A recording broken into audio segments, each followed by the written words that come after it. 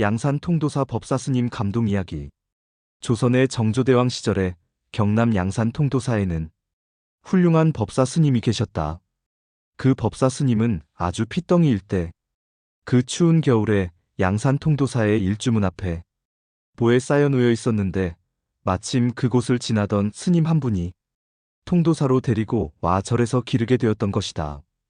그런데 그 아이가 통도사 일주문 앞에 놓이게 된 것에는 사연이 있었다. 어느 날 젊은 부인이 한 사람 찾아와 주지 스님을 친견하였는데 그때 갓난아이를 보듬고 왔었다. 그 젊은 보살이 주지 스님에게 말하기를, 스님, 제가 이 절에서 무슨 일이든지 다 하겠습니다. 공양주도 잘할 수 있습니다. 그러니 이 엄동 설안에 우리 모자는 굶어 죽지 않으면 눈 속에 얼어 죽을 것 같으니 해동을 할 때까지만이라도 제가 여기서 일을 하면서 이 갓난 아이와 같이 지낼 수 있도록 도와주십시오. 그때 주지 스님은 대중공사 사찰에서 말하는 일종의 재판 같은 회의를 말함. 모든 대중이 모인 데서 붙였다. 그때의 결론은 안 된다는 것이었다. 이유는 단 한 가지, 너무 젊다는 것이었다. 사부 대중이 많은 이 사찰에 살면서 헛소문 만들기 좋아하는 자들로 인하여 어떤 불미스런 헛소문이 날지를 모른다. 젊은 스님 누군가와 눈이 맞아 애를 놓았다느니, 아니면 절다 보니 앞으로 있을 어떤 스님과의 연분이 생길 수도 있기 때문에 이곳에 있을 수 없다는 것이었다. 그때 그 보살은 통도사를 빠져나오다가 눈이 오는데 어린 갓난아이를 일주문 옆에 두고서 떠나버린 것이었다.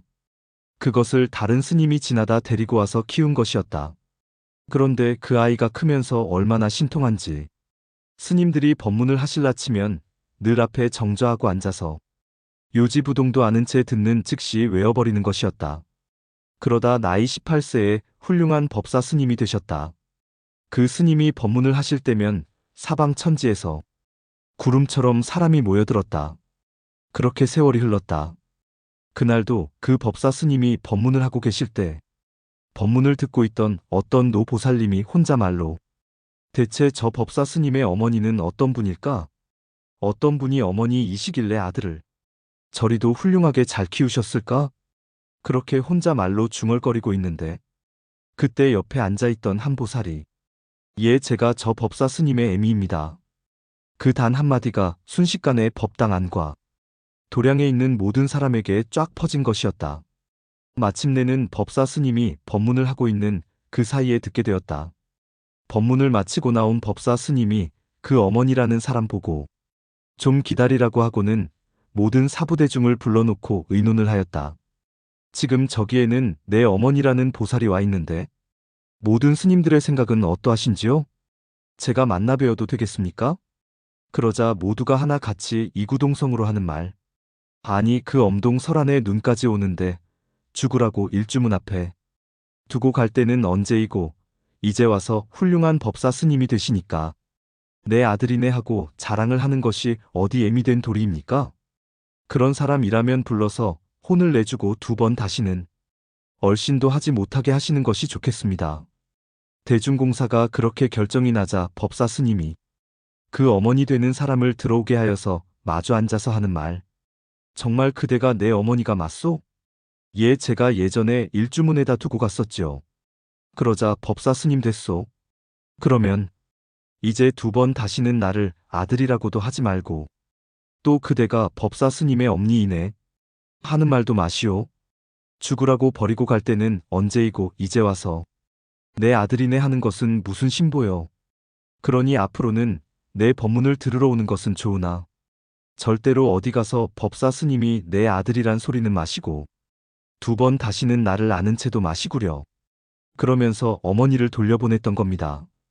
그 무렵 정조대왕의 귀에도 양산의 통도사에는 아주 훌륭한 법사 스님이 있는데 그 스님이 법문을 할 때면 사람들이 구름처럼 모여든다는 소문이 들린 것이다. 그 소문을 듣고 있던 정조대왕이, 그럼 그토록 훌륭한 법사 스님을 낳으신 어머니가 있을 테니 양산으로 내려가서 그 어머니를 모시고 오도록 하시오. 어명을 받고 양산 통도사로 내려온 신하들이 다시 정조대왕에게 이르기를 그 어머니에 대한 자초지종을 모두 고하자 정조대왕이 통도사의 법사 스님에게 편지 한 통을 전했었다. 세상에 어느 누가 자신을 좋아한다, 사랑한다 하여도 그 어찌 자신을 낳아준 어머님만큼이나 하리요. 내가 듣기로는 그 추운 겨울에 스님을 버렸다 하나 그것은 그렇지가 않구려. 둘이 같이 다니면 얼어 죽고 배고파 죽게 생겼으니 파리의 목숨도 귀하게 여기는 스님들은 자식을 여기 두고 가도 분명 살려주었으면 주었지. 어찌 산 생명을 죽도록 내버려 두겠는가 하는 생각으로 살리려고 두고 간 것이지. 절대로 죽으라고 버리고 간 것이 아닙니다. 이 편지를 받아든 법사 스님. 갑자기 오늘이 아니면 그 어머니를 만날 수 없을 것 같아 수소문하여서 길을 떠나 찾아다니기 시작을 했었다. 그러다 해가 거의 다 질 무렵 한 마을에 이르러 한 채뿐인 집에 들어가서 묻기를 혹시 이러이러한 노보살이 이 부근에 사시는 거 모르시오? 그러자 그 집에 노인이 나와서 언덕 밑에 집 한 채를 가리키며 저기 저 집인데 오늘은 불이 켜있지가 않군요. 불이 켜있으면 그 노인네가 살아있거나 집에 있는 것이고 불이 꺼졌다면 약방에 갔거나 아니면 죽었을 것이오. 법사 스님이 그 소리를 듣고는 호롱불을 하나 빌려 숨이 목에 차도록 뛰어갔다. 그리고 그 집안에 당도하니 인기척이 없어 법사 스님이 주인을 불러본다. 주인장 계시오? 주인장 계시오? 아무 대답이 없자 법사 스님이 토방을 올라 방문을 살며시 열어보니 분명 누군가가 이불을 푹 뒤집어 쓰고 있는 것이 보였다.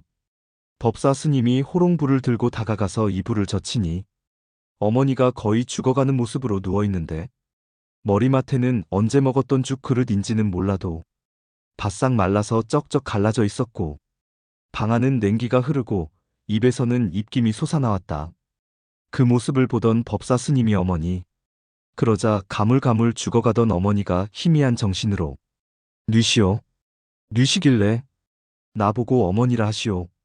그 호롱불로 얼굴 좀 비춰보구려.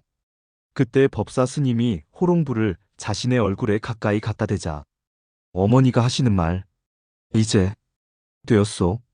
어서 양산 통도사로 빨리 가시오. 더 많은 법문으로와 같이 지낼 수 있도록 도와주십시오. 부디 훌륭한 스님이 되시구려. 이제 나는 내 마지막 소원을 들었구려. 어머니라는 그 말 한마디 못 듣고 죽을 줄 알았었는데 법사 스님이 그 소리를 듣자마자 어머니를 들쳐 업고는 양산 통도사로 뛰기 시작했었다.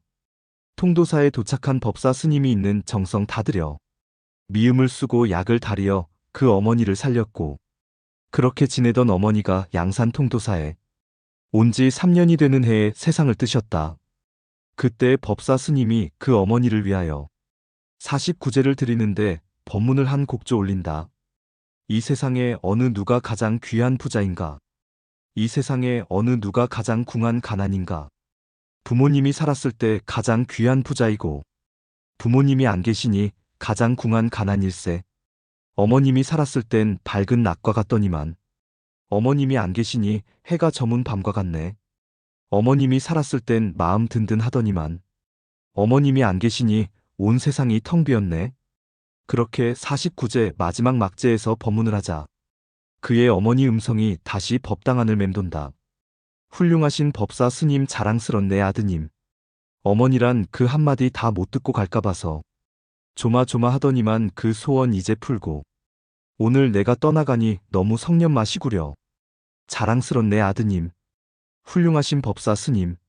자식 옆에 두고 살며 어미 소리 못 들을 때 메어지는 그 가슴은 수만 개의 송곳끝과 같고 그 어머니 소리 듣고 귀를 번쩍 떴을 때는 세상을 다시 얻었는데 이제 내가 가는 길에 훌륭하신 법사 스님 그 법문에 감사하니 부디 좋은 법문 많이 하여 세상을 환히 밝히소서.